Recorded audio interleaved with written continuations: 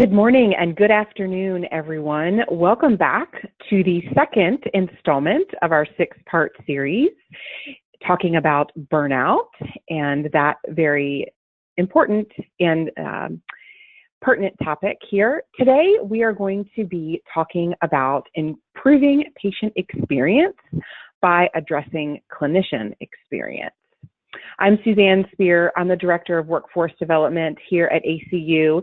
And for those of you who aren't familiar with the Association of Clinicians for the Underserved, we really are workforce people, and we are focused on the recruitment and retention of a transdisciplinary team in solving the access issue. So, we are focused on those two goals, and we do a lot of things. You can find out all about them on our website. And of course, I'm here today to talk about the STAR Center, which is our national cooperative agreement. And STAR Center stands for Solutions, Training, and Assistance for Recruitment and Retention. We are funded, this project is funded by the Bureau of Primary Healthcare, and we're funded to bring you free, yes, free resources on everything recruitment and retention. So you can find a ton of great resources on these two subjects on our website, and that is www.clinicians.org. And we hope you'll go there, check out all the resources we have, and let us know if you have any questions while you're there.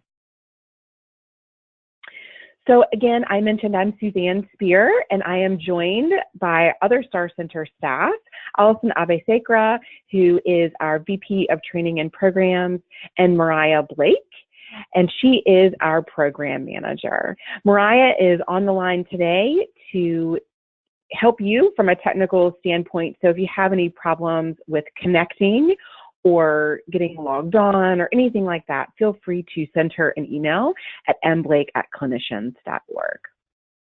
A couple other housekeeping items before we start today. So just wanted to let you guys know that yes, we are recording this webinar.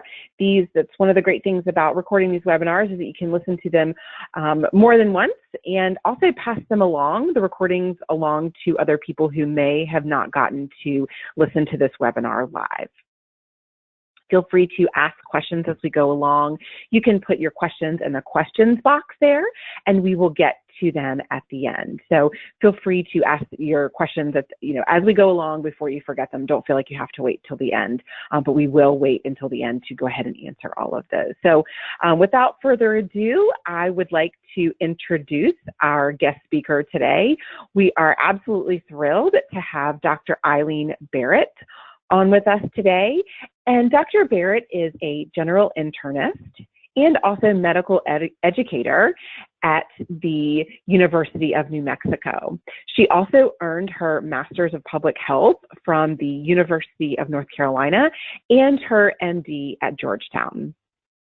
She is a regent in the American College of Physicians, and she's also the immediate past president of the New Mexico chapter of the Society for Hospital Medicine. So she has done some great things in her role at the University of New Mexico and also her other roles in her professional organization. So without further ado, I'm going to hand it over to Dr. Barrett. Thanks so much. Great, thank you. And I'm so grateful to everybody who's taking some time out today so that we can all come to what I hope is a better shared understanding about why we need to address the clinician experience so that we can improve the patient's experience. And so with that, I will note that webinars are always kind of an interesting way to learn information because it's great because we can have so much meaningful information, but it's a little bit tough since I can't see you. But I do hope that if you come up with any questions that you do enter those into the chat box. But with that, and then moving forward, especially also if the slides are in front of you, or if you're even watching this later on, then I wanted to just open with a key question, which was, why does clinician experience matter? Well, of course, I suspect that you're on the call because you know it's because it affects our patients. There is also a moral imperative to us wanting our clinicians to be engaged and satisfied in the work that they do, but fundamentally because it does affect the care that the patients receive. sometimes when we're having this conversation, then there can be not everybody has the same understanding about how the patients can be affected when the clinicians, when every member of our healthcare team is affected by burnout or professional dissatisfaction or the factors that drive burnout. And so I wanted to make sure that we have a shared mental model for that. And specifically also so that you can know that these aren't just my ideas, that there's real data and science to back this up. So what you can see here on your screen is an article that was from 2009 in the Annals of Internal Medicine, and specifically was a study that looked at how working conditions in primary care, how do they affect the actual care. And although I won't spend a lot of time in the details, I know if you go into your search engine, then you'll be able to just Google this title and you can get a lot of details. But I'll ask you to if you do spend that time, or even if you don't, to believe me that among the conclusions that they do show are that if there's values alignment between the clinicians and the organizational leaders, then the patients receive better diabetes care. There also are fewer errors in prevention. Also, if there is an emphasis on sharing information and communication, that was tied to higher quality of care. And that also that when there was increased time pressure, go, go, go, go, go, that was tied to decreased quality of care, and also some poor outcomes in the management of hypertension. And lastly, what they did find in this paper is if we pay attention to these factors, then we might be able to increase our recruitment and retention, which all those factors, of course, those are about patient experience of their care in the room, but also outside the room. And speaking of the patient experience, we of course always want the patients to experience humanistic care and humanistic medicine and nursing and dental care from everybody on the healthcare team. This is a particular paper that was from 2014 in the journal what's called Academic Medicine. And what they found in this case, after interviewing, in this case, physicians who are highly humanistic, they found that those who are the most humanistic, they're able to cultivate it when they have an environment of support, when they have the ability to do some reflection, and then also when they really that they are working in a positive environment specifically, one that supports your ability to take care of yourself so that you can deliver the most humanistic care. And I think that intuitively makes sense. More recently, there's been some data, and in this case, this was from this summer, and it was from the Journal of the American Medical Association. They have a particular journal that's dedicated toward the practice of internal medicine. And in this case, they did a large study, and it was a meta-analysis, a large study and a review, in this case of 47 scholarly papers.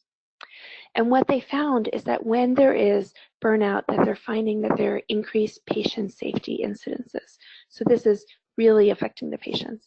They also found that there was decreased quality of care. There was also decreased professionalism on the part of the clinicians. And then, not unsurprising when you hear those other things, that there directly was a relationship to decreased patient satisfaction. I know that patient satisfaction and patient experience are different things. Patient satisfaction tends to be what we measure, but we care about their entire experience, whether we're measuring it or not. And although they didn't in this case look to patient experience, we do think about patient satisfaction as being a proxy. So it helps us make the case that we really should care if our clinicians are burned out.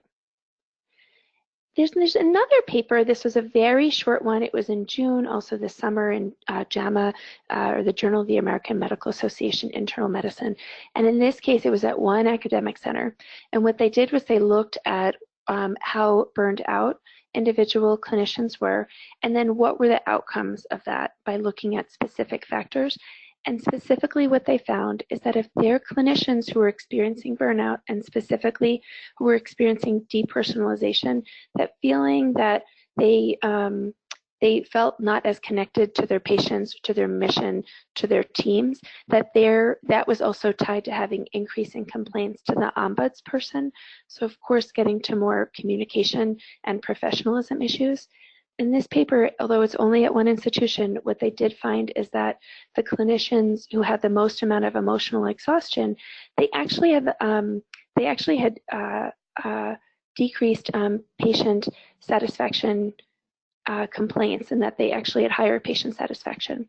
But I say that to say I'm glad that those clinicians were so engaged and committed to their patient satisfaction, but it does tell us that our patient satisfaction scores shouldn't be the only measure of how are our clinicians doing, because our concern is that later on that those concerns can arise. So it can be a bit of a the proverbial the canary in the coal mine. But there's a lot of reasons related to our patient experience that, of course, that we should be caring about our clinician burnout. There also is the more indirect way that the patients are affected, but the direct way that the clinicians can be affected, which is that there is depression and suicide in the profession, and that physicians are at higher risk for suicide than all comers for other people. The data isn't as well known for the other members of our interprofessional teams, and we urgently need to do that work. I hope that everybody on this call does agree that we should be placing a priority on mental health care, because that can allow every member of the interprofessional team to better take care of themselves, and so that they can also take great care of the patients.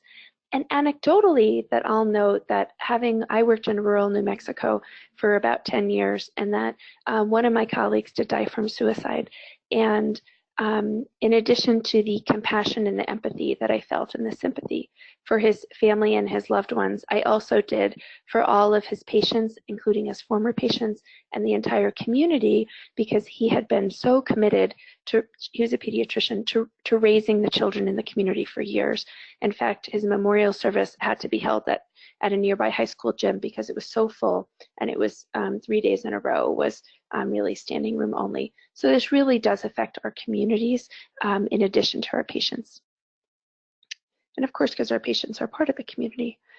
One other reason why we really should pay attention to clinician satisfaction is because really at its most bare bones also that the patients need our entire interprofessional team, and that there really is this projected physician shortfall that's really coming up, and that in lots of places that it's already here.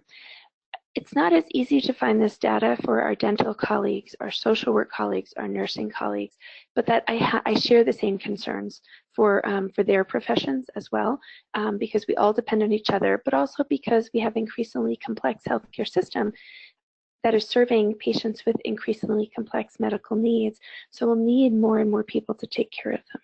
So we really will want to pay attention to this issue to make sure that all of our patients in the future also have enough healthcare clinicians. And then I will note that so this really struck me, if you are listening but not looking at the screen right now, that there's a quote here that's from the American Medical Association Journal of Ethics, and what it reads is "no margin, no mission," and that it's just too simplistic. And that is referencing a term that you may have heard, and it is that without a margin, you can't have a mission. But the corollary to that, though, is if we don't have our mission, then we're not going to have our providers, our clinicians.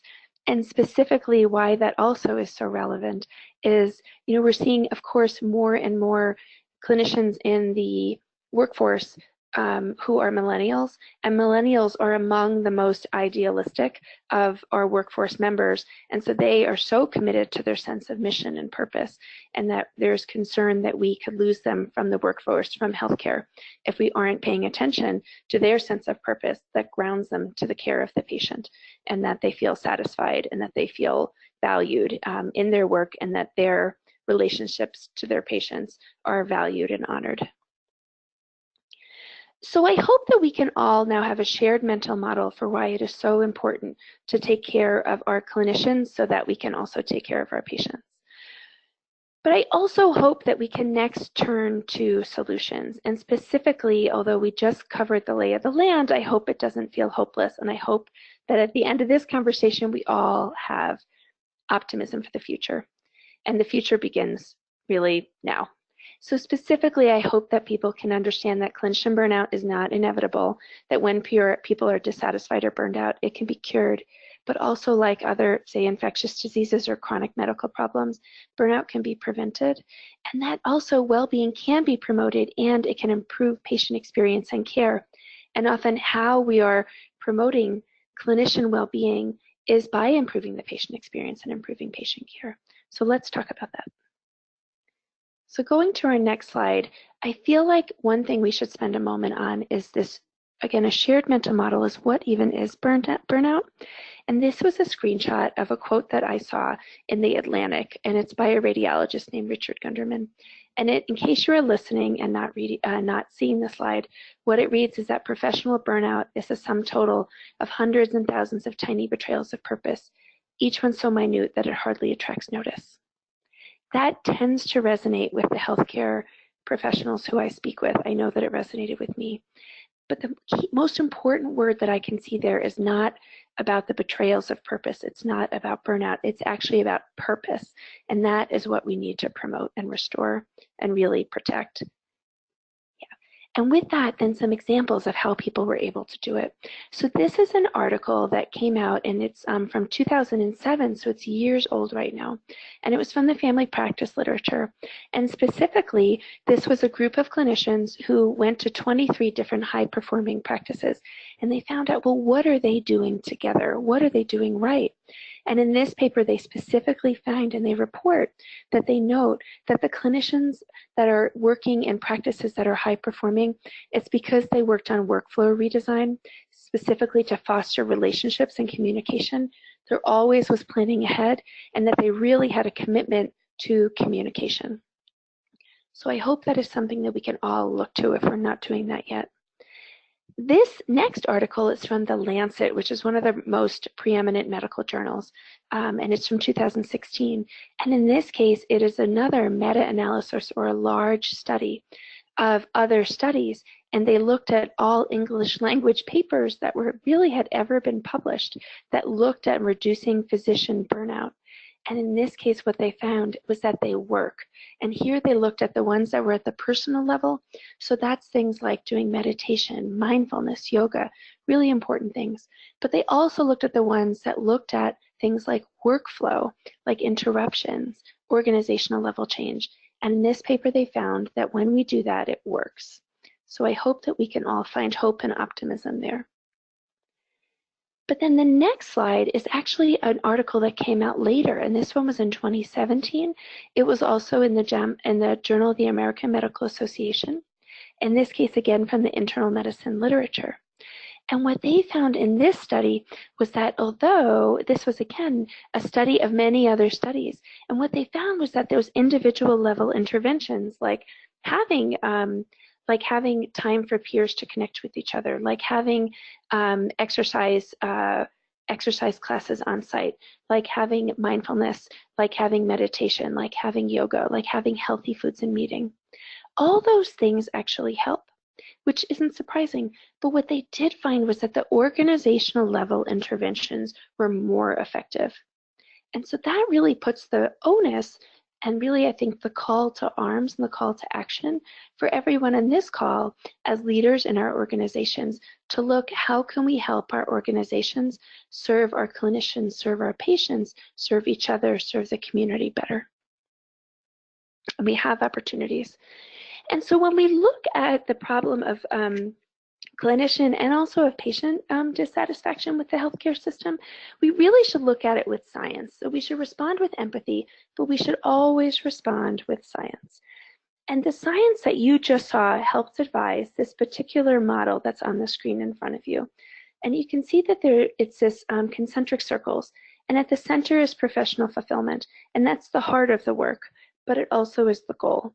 And that fulfillment is our sense of purpose. It is our connection to our patients. But how we can have professional fulfillment is the interplay, the reciprocity, the interdependence of three different things. One of them is personal resilience. So that's like helping people get eating better, sleeping better, yoga, mindfulness. And although here it's a third of the model, and people who study and do this work day in and day out, that's probably about 20% of someone's professional fulfillment. The rest of it is the remaining parts of the model. And that's the culture of wellness. That's the culture of how we feel valued, how we feel like our values and our goals are in alignment with those immediately around us, but also in those that particularly are our organizational leaders, and our immediate supervisors, that they also value our commitment to the patients as much as we do, and they value our experience in the system as much, and that they value that and that we feel listened to. And it's also a culture of compassion, our commitment to each other. It has been said about multiple different disciplines in healthcare that, quote, they eat their young, end quote. I hope that that is not something that you've ever heard. I hope that right now you're not sort of groaning and nodding your head saying, yes, that's where it is, that's how it is where I work. But if it is, it highlights that when you're not alone, and that we have an opportunity to do better, to be better in the service of each other, to take care of each other, to have the compassion toward each other that we have toward our colleagues. And that's the culture of wellness, is our culture.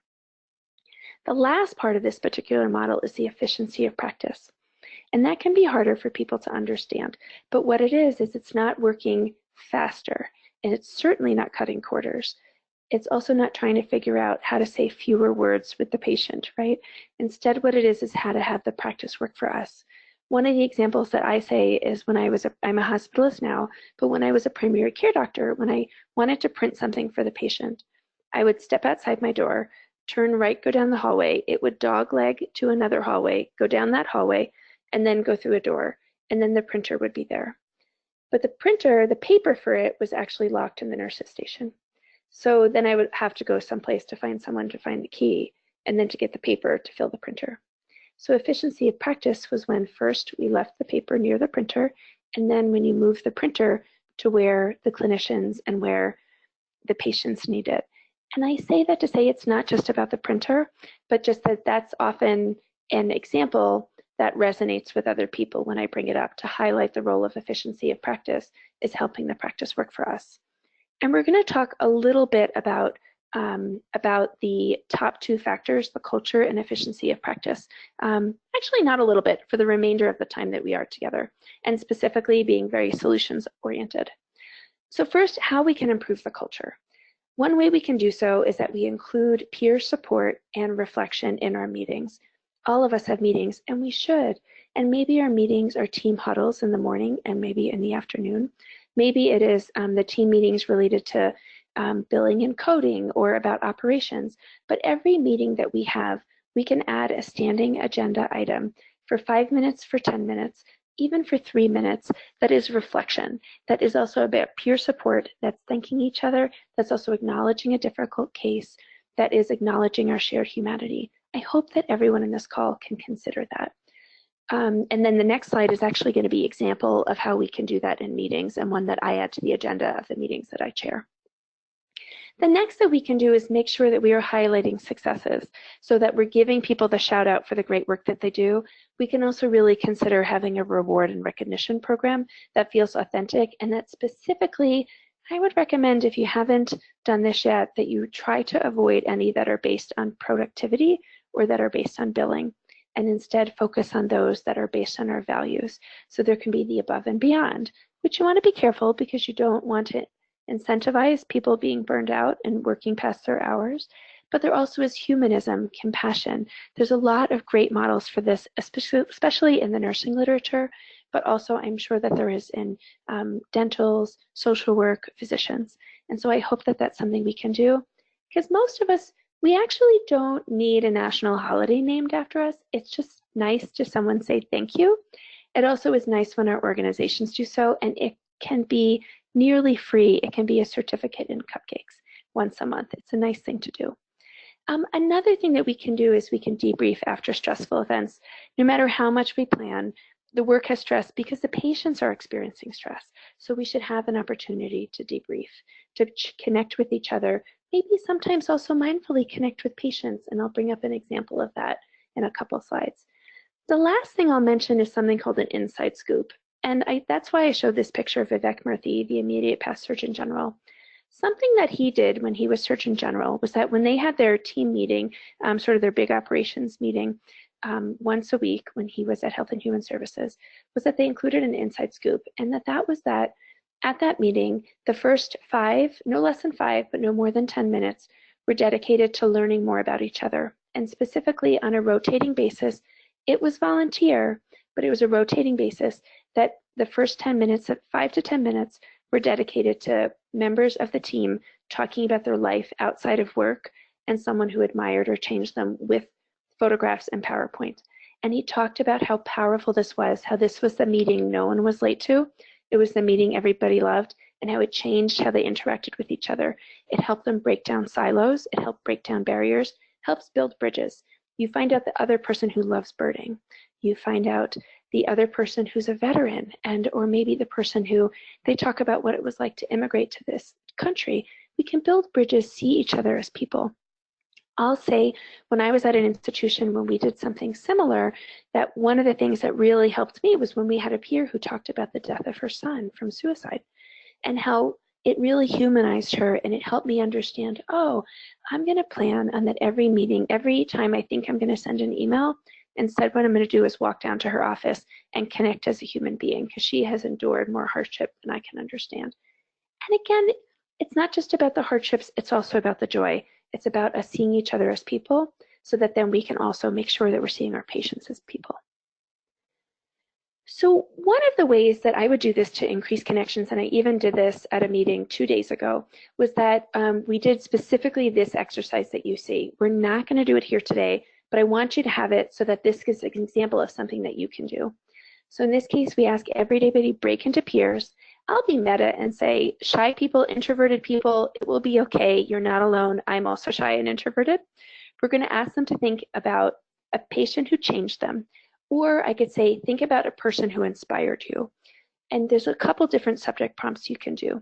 But then you're going to ask them to break into their partners, talk about that patient who changed you for 2 minutes straight. The other person's going to listen, not to interrupt. You're just going to talk. At 2 minutes, I'll let you know. You're going to switch roles, and then the other person's going to talk just to talk. The other person's going to listen, and then I stop them at 2 minutes. Invariably, how I debrief that is to say, was it hard to talk about a patient who changed you for 2 minutes? And people say no. Was it hard to listen? No. And then, did you find that it changed how you feel right now? Yes. Does it find how you changed, did you find that it changed how you feel about the meeting? Yes. So we just spent less than 5 minutes. We can add that to every agenda meeting. Something like that. It can also be, there's lots of different opportunities. It can be, what is the best advice you ever received and why? It can be, what is an object on your person right now that means more to you than someone else could know? And then they could talk about their wedding bands. They can talk about maybe like a charm on a necklace. They could talk about like maybe something that conveys their religion or their faith traditions. But there's lots of different opportunities. I hope that you can see the possibilities. But this is another way that we can support each other, and specifically about having a pause. So the pause was developed, and it was actually studied in the Journal of Trauma Nursing, but it was developed acknowledging our shared humanity, and that we have very traumatic things that happen, and then we're expected to go back to work. So what the pause is say after that there's a patient death or a code, or if it happens in the clinic when you find out that someone has died, that what we'll do, or if there's other bad events, hard events happen in our clinics too, just like they happen in our hospital, is that someone says, I'd like us to call a pause, a 30-second moment of silence to reflect on the patient, their loved ones, and also all the caregivers who were involved in their care. And we'll just be silent for 30 seconds. And then that person waits for 30 seconds.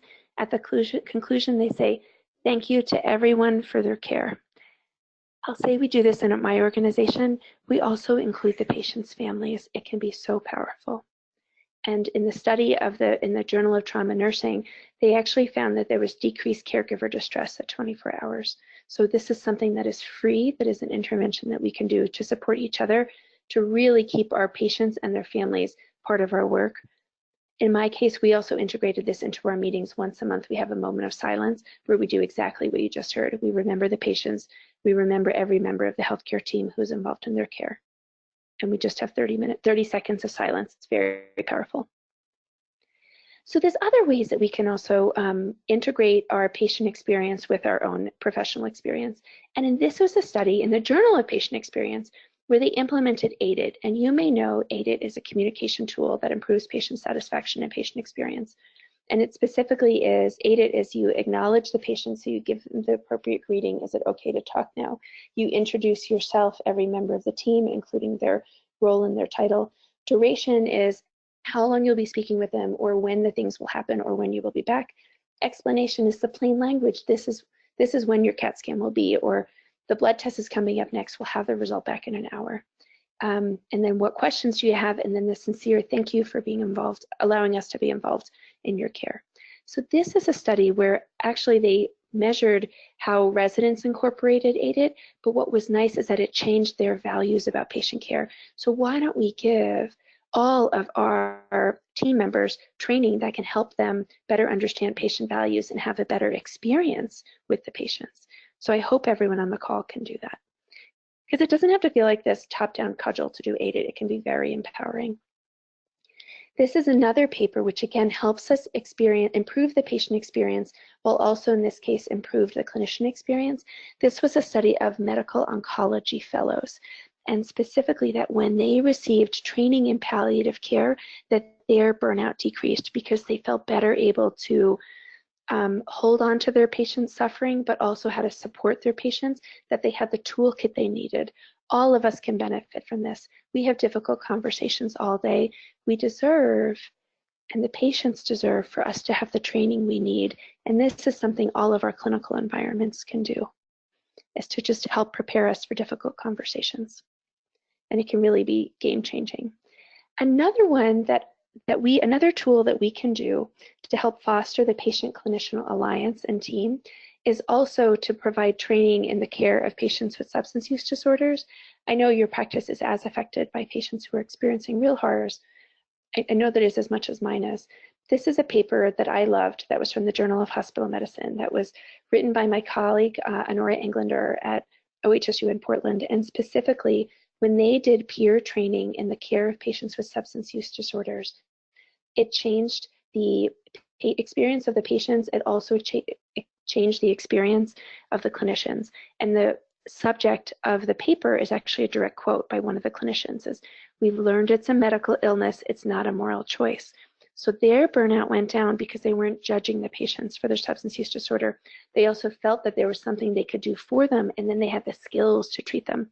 So the patients had a better experience, the clinicians had a better experience by giving the tools that the clinicians needed to provide the care they wanted to provide. But that can feel that feels overwhelming to have to do. Oh no, now you want me to do palliative care training, and you want me to do AIDIT training, and you want me to do extra training in substance use disorders. Well, we can all do that. One of the things we can also do, and I did this with my group, which is I took this paper, which is from the Journal of the American Medical Association, and it was changing the language of addiction. And this paper changed me, because what it highlighted is that the connection between the language we use about our patients and how that affects how we see them and how we can communicate bias. And specifically that it highlights that in a conference of, actually it was mental health professionals, that when they asked people how they referred to people with substance use disorders, if they called them abusers versus people with substance use disorders, people who use the term abuser were less likely to feel that people deserved help and they deserved treatment. So I'm going to ask, versus the people who said substance use disorder saw them more as people who deserve treatment. So I'm going to ask you, if you take away nothing from this call, or I hope you take away a lot, but that maybe right now you minimize your browser, open up your search engine, and look for Journal of the American Medical Association, Changing the Language of Addiction. You'll get this 2-page article and you can download it. And then as part of your team meeting, give everyone 8 to 10 minutes to read it and then discuss it, and then decide as a team, we are deciding that we are going to be committed to the patients and that we are going to refer to them as people with substance use disorders rather than as addicts, abusers, anything like that. Because we all can be together, we can all be on board improving the care of our patients by improving their experience and improving the clinician experience. So if you've done that, and also if you have access, or your institution does, or one of your physicians or your APP colleagues does, to the Journal of the the New England Journal of Medicine, it's the foremost journal in medicine, then I'm going to ask you to look for this article called The Grace of Denial. And this is a beautiful article about a physician writing about the reason why they were late to seek care because they knew how bad it was going to be. And it's beautifully written, highly humanistic, and then it can remind us that our patients are people who have fear and that we are just like them. And so this is another example of an article that you can read together as part of your meeting. I carved out 15 minutes in a meeting, gave a copy, and gave everyone quiet time to read it and then to discuss. And then we can find our shared humanity. The next article is also from the New England Journal of Medicine, and it has a really clever title, Learning Empathy from My 97 Camry. And in this case, it was a, gosh, I'm trying to remember, it was a student or a resident who, when their car broke down, the work that it took to take care of the car helped him better understand the work it took to be a patient. And when I put this paper on the agenda for a meeting, and it's not every meeting every day, right? But I spread them out. But when I did so and gave people quiet time and then we talked about it, the direct quote from one of my colleagues was, "Thank you for doing that. It reminded me that this patient who's so angry, that there's a person in there and that they want what I want." So I say that to you not for cynicism, but to know we have these opportunities for a shared humanity. So, but there's some other, so we highlighted, there's lots of opportunities. I know that you know what they are. In the home stretch here, we've talked a lot about the culture. I'm going to speak a little bit about efficiency of practice. And so next on your slides, I really want you to see that we have possibilities. And this is, I thought, a very clever cartoon that illustrates we can think we're too busy. The thing is, everybody's too busy. And we really sometimes need to take a break and just do a little bit of work so that we can see the better outcomes. And here's some examples of how we can do so, and specifically in service to the patients. The first is help the EMR help our relationships. Oftentimes, the way the EMR is designed, the screen is in between the patient and the clinician, and that will never be good for the patients. It will never be good for the clinician. So one of them is just redesign where your screens are, where your computers are. I went for the low-hanging fruit here. Scribes, or how some people do this. I think that scribes present a remarkable opportunity for medically underserved areas where there are a lot of people who are smart and hardworking who did not have the same opportunities that I had to go to get advanced professional training. So I think we can have a lot of people in our communities who can be trained up to be remarkable scribes, provide amazing care to the patients. I'm not going to spend more time here on scribes, but I want to talk about some things that we might be able to even implement tomorrow. The first is to be really deliberate in our EMR training. So have it be the training that people need, the way that they need it, the way that they want it.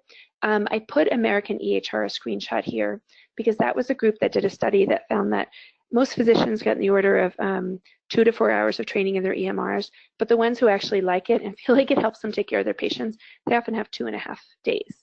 So I know that you can feel like, who has 2.5 days? We don't need to do the 2.5 days. What we can do is just make our EMR training deliberate. Some ways we can do that is we share auto text or dot phrases for common documentation needs. We can also have common order sets for common diagnoses, and also for common diagnoses of complex plans, because we can decrease the documentation burden that way. If you think that doesn't work, then I want you to read this paper. It's from the Journal of Hospital Medicine. It's out of multiple hospitals in California, where in this case they had residents. And that with their internal medicine residents, they did something really radical, was they trained them how to use the EMR. And they trained them how to use the templates, and they had meaningful templates that were consensus developed. And in this case, what they found was that in the groups that received the training in the meaningful templates their notes were done 1.3 hours earlier every day. They were shorter, and they were objectively evaluated as being of higher quality. So I hope you can really see the power of training people in how to use their EMR, because then we can spend, instead of that time in front of the screen, we can spend that time with the patient. Other things that we can consider doing, one of them is a widescreen view. So when, at least one practice, when they had wide screens for their EMRs, then they decreased, they had 1,500 fewer clicks per day per provider. And every time you take away a click, you decrease the risk of error, but you also decrease the frustration, and then you can help people reconnect to their sense of purpose, reconnect to the patient. I also want everyone to look to see how we can minimize interruptions. And there's lots of ways that we can think to do that. I know it was really revelatory for me when I found out that in my husband's practice, he actually didn't have a pager. Instead, that the MA would, if it was non-urgent, they would MA would compile the information he needed and then let him know between patients. If it was something that was urgent, they would knock on the door and ask if it was okay. And the reason, okay to interrupt, the reason why they did it that way was because they wanted to make sure that the clinician-patient relationship was preserved. And that was in a medically underserved area. I mean, that was not, it was 75% of the patients were Medicaid, Medicare. But they really wanted to value the patient experience. Other things, you heard my example, the printers, just move them to where people need them to be. I also want to ask for that we can advocate for and employ at the elbow help. That means someone who sits next to you and that they watch to see what you do, and then they help highlight how to make the EMR easier. I did this for 1 hour with and I work at a safety net hospital as well. And when the EMR person did this with me, it saved me 40 minutes a day. And that is then time that I can spend with my patients. On some days, it's time I spend with my family, but it reconnects me to my sense of purpose. It helped me feel valued by my organization. So I really hope people can think about this. And then the last is we can ease the prescribing burden. There's a lot of ways to do that. One of the ways I love it is that we integrate our all of our interprofessional colleagues. So one of the ways is that having a pharmacist embedded in our team, because our pharmacists are among the most valuable members of our team. We should be able to work all closely in the same boat, rowing in the same direction. But there's other opportunities for how we can ease prescribing burden. One of them is e-prescribing. That's a real opportunity. But then here are, I'm going to show 2 tools that I'm going to ask you to close the webinar window and open up your search browser and go to stepsforward.org. And this is a toolkit from the American Medical Association. Doesn't matter if you're a member, doesn't matter if you're a doctor, doesn't matter if you are an APP, a social worker, an MA, doesn't matter who we are. But these are free tools for all of us to help us have easier, to share best practices. In this case, this was one I firmly believe in called Synchronized Prescription Renewal, and they walk you through how to do it.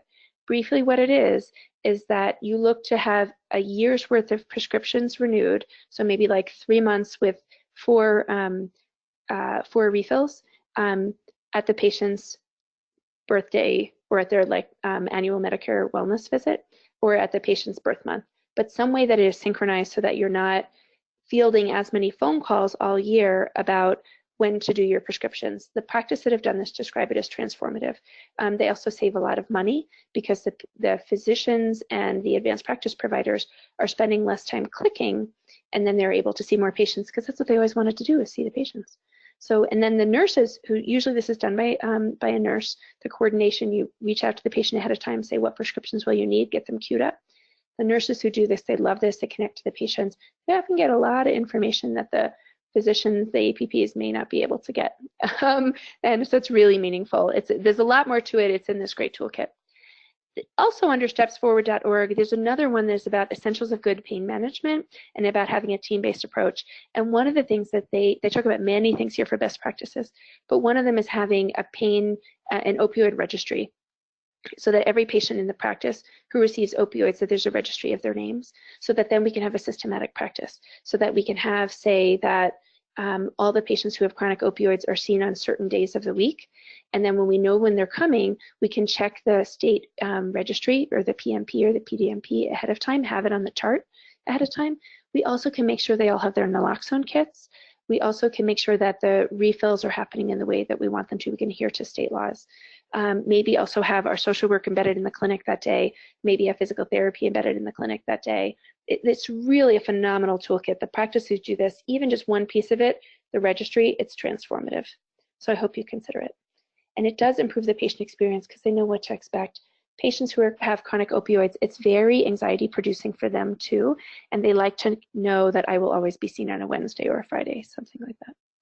Some other opportunities that we have to help the workstation is to help the workstation work for everyone. And this is honestly less about the patient experience, except for keeping the clinicians in practice, but just if we can have ergonomics or physical therapy evaluations of our workstations. This was a paper in Journal of the American Medical Association Surgery that showed that 18% of proceduralists end up having to take time off from work from a musculoskeletal injury. And so if we do ergonomics evaluations, we can decrease those. It can decrease the injuries, also decrease the time away from patient care. So I hope people can consider this. And if that doesn't convince you, I will ask this anecdote to do so. One of my colleagues was seen by an ergonomist, and the ergonomist said that the amount of pressure he was exerting on the keyboard just with his thumbs alone in one day of clinic was the same amount of energy as it took to push a car around a city block. So this is a lot of work people are doing. We need our workstations to work for them. Another colleague also had described they had wrist pain for 3 months, and then the ergonomist changed the height of the desk, and then the pain went away right away. So there just really are some opportunities here. Oh, I should say standing desks. I have colleagues who say that standing desks, when they are not in front of the patient, have also been transformative because their energy stays up. It can help it helps also their metabolic profile, but it helps their energy. So I'll ask people to consider that. And we're starting to come closer to really toward the home stretch now. And again, getting back to how can we promote our shared values. So in our closing, with 2 slides left, we'll say one of them is to teach leadership principles and to understand a couple things. One of them is that our relationships live and die by communication. And so we really need communications training. So if we teach leadership principles, it generally includes that. And we actually see a decrease in burnout by 3.3% for every increase in leadership skill and a composite score. That was from an article in the Mayo Clinic in 2015. So we should really have leadership skill training for everybody in the team, even if we're just slipping it into existing meetings for a half hour, for 15 minutes about emotional intelligence, about conflict resolution, about change management. We should also, and what's key about that is because we all have a leadership role, and all of our leaders, formal and informal, they set the tone. And so that will affect how the patients experience their care. I will also say that we should always promote leaders who understand patient experience, because they would be the people who can help us have maybe patient advisory boards, because the things that patients are worried about are the same thing that clinicians are worried about. And then lastly, that we should include topics on how clinician and patient experience are interrelated in our continuing education. So, and that we should reward and recognize when people do that. So with that then, in closing, I'll leave this quote. This is from Avedis Donabadian, who really is the father of quality improvement in medicine, and the way we presently think about it. And in case you are not, looking at the last slide, I'll just read this quote because I think the last sentence is the most important. But it opens with that: systems awareness and systems design are important for health professionals, but they are not enough. They are enabling mechanisms only. It is the ethical dimension of individuals that is essential to a system's success. And I hope that you believe me when I say this next sentence that he said. Ultimately, the secret of quality is love. So we really have to love the care that we provide our patients. We have to love the work. We have to be committed to them, committed to each other. So with that, then I'll conclude and we'll ask if there are any questions. And if there are questions. Okay. Oh, sorry, yeah, I was not. Go ahead. Oh, no, it's totally fine. I am just looking at the questions box here, and we have a few. So I'm going to go ahead and just ask them in the order in which they came in. The first one says, and I'm just reading verbatim here, many of my colleagues and I have problems with unending paperwork in the office and the inexplicable denial of insurance companies for even generic medications and need for prior authorization. What is your proposal for how these problems can be improved? So I think, that's such a hard question because it's something that everyone is struggling with, and there is no one answer. Instead, until we have, I think, at the policy level, really meaningful reform, and there's a lot of professional societies who are working on this, and also at the state level that people are working on this. But until we do that, there's some stopgap things that we can implement. So some stopgap things. One of them would be that we need to just factor in that this is real work, and that it can't be something that is tacked on at the end of the day for people to do in their pajama time, and that we should implement processes and systems in our workplaces so that everybody's working to the highest level of their licensure, and so that the part of the work that can be done by our colleagues, such as our secretaries and medical assistants, and that is done by them. The part of the work that needs to be done by an advanced practice provider is done by them, and the part that needs to be done by a physician, dentist, that is done by them. So I think one of the key things is being systematic. I do think that contemporaneously, one of the opportunities that we have, and I hate to say, oh, you need to be part of the solution, the only thing is we do. I have a colleague who championed in Minnesota where they found that this was a real problem. So they got together a bunch of stakeholders with insurance companies, and got them to standardize their prior authorization documents. So it didn't make them go away, but at least the standardization of the requirements really changed the work for people. And I hope that people can do that by working with their payers, leveraging the power of their organizations. A lot of people who work in the safety net, you know, if you work in the safety net, like it's all duct tape and safety pins, but you have tremendous street cred for for the moral imperative. And so speaking with our state legislatures can be a lot of the way to get some of this work done. Okay, great. Thank you, Dr. Barrett, for that great answer. Next question, and this one is regarding the slide on the EMR and reducing disruptions. Yeah. This person asks, can you talk more about the widescreen view? Is this having a larger computer screen in a room, or is it increasing the amount of space the EMR covers on the computer screen itself? Ooh, I'm going to ask you to help me understand the question. So so this is about the screen, and is it the screen is bigger or making the EMR bigger? Is that what I heard? On the computer screen itself. Yeah, so either like getting a larger screen or increasing the amount of space that it takes up on the computer screen itself. I would say that it's the larger screen, because the larger screen will make the EMR interface larger, because one of the things that's really complicated about most of our EMRs is that the user interface is so busy that you can't find what you're looking for. So you spend so much time hunting, and it's also tiny font. And honestly, also we really need to work with our IT vendors and our IT usability teams. If we don't have one, we should create one so that we can hide the things we don't need. Like I'm an adult internist. I literally don't take care of anybody under 17, and yet I work someplace where it was including the growth charts, which for people who don't do pediatrics, that's like after babies are born. So it literally has nothing to do, but it was something that was taking up room on my screen. So getting that to go away is something we really need to do to decrease the cognitive load and the cognitive burden of finding what we need to find. So I would say it's a bigger screen so that what you're looking for is easier to find, and then you spend less time clicking around trying to find the thing you're trying to find. While contemporaneously and looking to see what can we hide from the user's view, because they just don't need it. Because everybody doesn't need everything. Like it should be that the view that a physician sees is different than the view that the physicians in APPs see, should be different than the view that the MA sees, because the MA needs different information than I need. And we can find each other's information, but the information that a pharmacist needs is also different than the information than the dentist needs or the social worker needs. Perfect. Thank you so much. And this last question is, my experience in working in an FQHC is that patients tend not to come for appointments when they have year-long refills on their meds. I guess it was more a comment than a question. Yeah, so I guess I think that people should decide case by case. There are lots of places where people are able to figure it out. We might want to figure out why aren't they coming?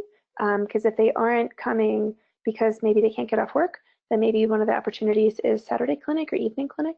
I know when I did evening clinic, where I worked, we had it that it was optional, you opted in, and everyone who did it loved it. It wasn't then like some 15-hour day. What it was the times that I had evening clinic that I didn't get to work till noon, and then I had clinic in the afternoon and then clinic in the evening.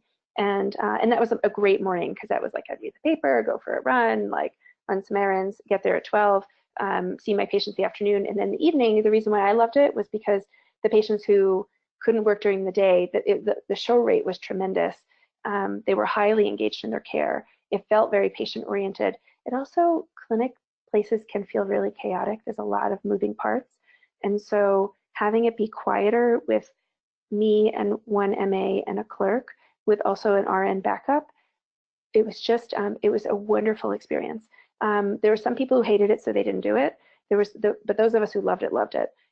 What was also really nice about it was, in addition to the patient experience, was we were paying for the rent and the power bill and all of those things anyway, so we might as well take advantage of having the space there. So evening clinic is an opportunity to see if maybe that's the reason why. Sometimes people have grants for bus passes. Sometimes also their care management teams, patients don't know that they have access to like Medicaid transport. so that there are opportunities to help them get there. So we might want to investigate why they're not there. And also, I think, do they need to keep all those appointments? Because I think one of the reasons why we're really locked on the 3-month for things is because it has to do with payment. Yes, absolutely, our diabetics need to, absolutely. But our patients with hyperlipidemia and hypertension who are controlled, I mean, a lot of those they're 6 months, and who are meeting their health maintenance needs. They may not need to be seen every 3 months. Great. Thank you. And I think that about wraps it up for questions. So I just want to say a big thank you again to Dr. Barrett for being with us today. I know I learned a lot of new things, so I hope you guys on the line did as well. And as we wrap up today, I just want to preview with the upcoming webinars remaining on this series. So we have 4 left. And as you can see, Dr. Barrett is going to be back with us for our last session on May the 16th. So we're really excited to hear her talk about improving recruitment and retention by increasing professional satisfaction. So stay tuned for that, as well as the other 3 upcoming webinars in the series. And I just wanted to point out real quickly that our first session in May, so that's in 2 weeks, it has actually been changed to, instead of on May the 2nd, which is a Thursday, it's going to be on May the 1st. So that's a special Wednesday edition of our Burnout webinar series day. So that's the only one that's on a Wednesday. It still is at 1 p.m. Eastern, but just wanted to make a note there. And you will also be receiving an email from our system just to letting you know that as well and reminding you of that. So with that, again, thank you guys for joining us today. Thank you so much for Dr. Barrett for her great presentation. And we look forward to talking to you guys next week at 1 p.m. Eastern. Have a great day, everybody. Take care. Thank you.